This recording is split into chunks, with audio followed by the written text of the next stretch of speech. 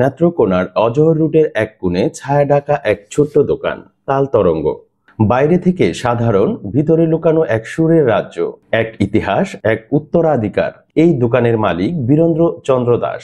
৩৫ বছরের বেশি সময় ধরে যিনি তবলা, ঢোল, খোল, খঞ্জরি মেরামত ও তৈরি করে চলেছেন নিঃশব্দে, নিষ্ঠায়।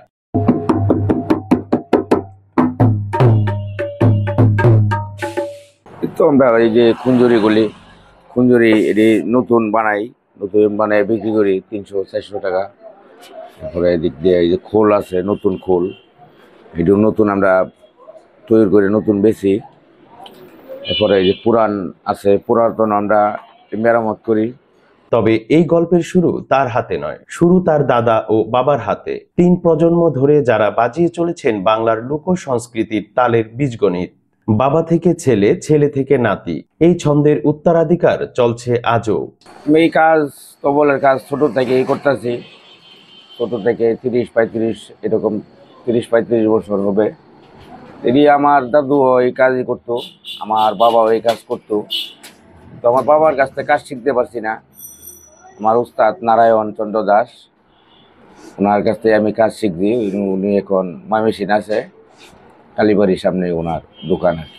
তো আমার সংসারে 2 ছেলে 2 মেয়ে, এই মোটামুটি এইটা। আমার ছেলেও আমার সাথে কাজ করে, এই নিয়ে আর কি মোটামুটি বাইরে চলে যাইতেছি।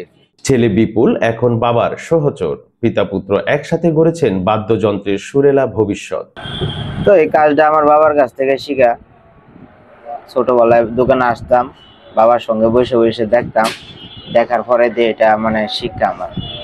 অবশ্য আমার দাদুও কাজ করতো, দাদু তো অনেক আগে মারা গেছে, ওনার দেখতে পারি নাই। আমার বাবার কাছ থেকে আমি কাজটা শিখছি। এখন পার্শ্ববর্তী বাবাকে একটু হেল্প মানে চালায় যেতেছি আর কি, বাবার সাথে বাবাকে একটু সহযোগিতা করতেছি। তাল তরঙ্গে প্রতিদিনই আসেন লোকসঙ্গীত প্রেমী, কীর্তনের দল, নাট্য দল কিংবা গ্রামের শিল্পীরা। কেউ আসেন পুরনো খোল ঠিক করাতে, কেউ বা নতুন ঢোল নিতে। এই তো পুরান মেরামত করি, ধরেন এই যে তবল আছে, খোল আছে, ডুগডুগি আছে, এরপরে স্বরাজ, এই স্বরাজও মেরামত করি। পাশাপাশি নতুন এটি তৈরি করে বিক্রি করি।